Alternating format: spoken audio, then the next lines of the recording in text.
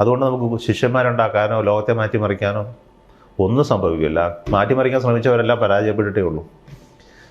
ശ്രീരാമകൃഷ്ണ പരമഹംസൻ വിവാഹത്തിന് ശേഷം പിന്നെ അവരൊക്കെ എവിടെ പോയി? ഇനി വരുന്ന എത്രയോ സ്വാമിമാർ വന്നിട്ട് യേശുക്രിസ്തു വന്നിട്ട് യേശുക്രിസ്തു ചെയ്ത് പറഞ്ഞ് എവിടെ പോയി?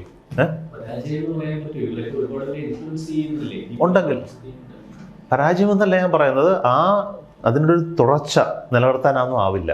കാരണം അത് പഠിപ്പിക്കപ്പെടാൻ കഴിയുന്നൊരു വഴിയല്ല. ഒരു വഴി കണ്ടുപിടിച്ചോണം, അത് പിന്നീട് വരുന്ന ആളുകൾ സ്വായത്തമാക്കേണ്ട ഒന്നാണ്. അതുകൊണ്ട് സ്പിരിച്വാലിറ്റി എന്ന് പറയുന്നത് അതാണെന്നാണ് ഞാൻ കണക്കാക്കുന്നത്.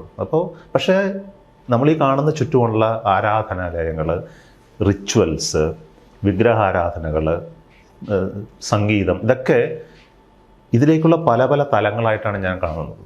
ഇതൊന്നും തെറ്റല്ല, ഇതൊക്കെ മനുഷ്യന് ആവശ്യമായിട്ടുള്ളൊരു കാര്യമാണ്. കാരണം എല്ലാ മനുഷ്യരും ഒരേപോലെ ചിന്തിക്കുന്നവരല്ല. ചിന്താ ലെവലിൽ എത്തുന്നത് പല പല തലങ്ങളിലൂടെയാണ്. അത് പലപ്പോഴും അറിയാമോ, ഇത് കുറേ കൂടെ ഉയർന്ന തലത്തിലാകുമ്പോൾ ഇതൊന്നും വലിയ ഇമ്പോർട്ടൻ്റ് ആവില്ല. റിച്വൽസ് ഇമ്പോർട്ടൻ്റ് ആവില്ല, വർഷിപ്പ് ഇമ്പോർട്ടൻ്റ് ആവില്ല, ഐഡിയോൾസ് ഇമ്പോർട്ടൻ്റ് ആവില്ല. ഇതൊക്കെ അല്ലാതെ ആകുന്ന ഒരു കാലഘട്ടത്തിൽ നമ്മൾ എത്തണം. പക്ഷേ ഇതിലേക്കൂടെ കടന്നു പോകുമ്പോഴാണ് നമ്മളതിലേക്ക് എത്തുന്നത്. അപ്പോൾ ഇതിന് വേണ്ടിയിട്ട് ഉണ്ടാക്കപ്പെട്ടിട്ടുള്ള ഒരു വസ്തുവാണെന്നുള്ള ആ അറിവോടുകൂടി അതിനെ അപ്രോച്ച് ചെയ്ത് കഴിഞ്ഞാൽ ഈ പ്രശ്നങ്ങളൊന്നും ഇല്ലാതെ കടന്നു പോകാൻ പറ്റും.